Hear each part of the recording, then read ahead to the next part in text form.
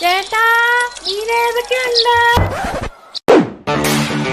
പ്രിയപ്പെട്ട സുഹൃത്തുക്കളെ, അമേരിക്ക എന്ന് പറയുന്ന രാജ്യമാണെങ്കിലും നാട്ടിലെ ഒട്ടും തനിമ വിടാതെ നല്ല രീതിയിൽ മീൻ പിടിക്കാൻ കഴിവുള്ള ശക്തന്മാരായ സുഹൃത്തുക്കളുമായി ഇന്നലെ ഞങ്ങൾ മീൻ പിടിച്ചു.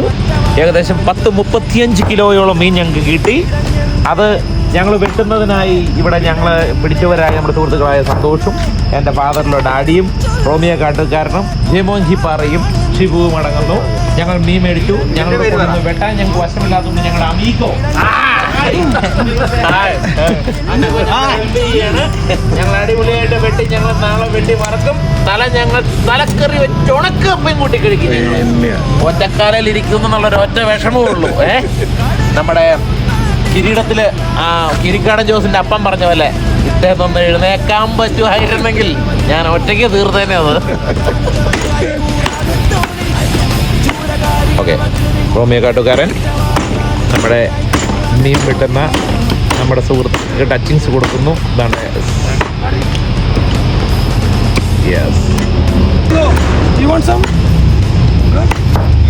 കാട്ടുകാര, എന്താണ് ഈ വൈകിട്ട് ഈ നൈറ്റിനെ കുറിച്ച് പറയാനുള്ളത്? ഇന്നലെ മീൻ പിടിച്ചു. ഇത് നമ്മളെല്ലാവരും കൂടി അവനെ വെട്ടി നുറുക്കി കഷ്ണങ്ങളാക്കി നാളെ നമുക്കറിയാം. കുറച്ച് വർക്ക്. Very good.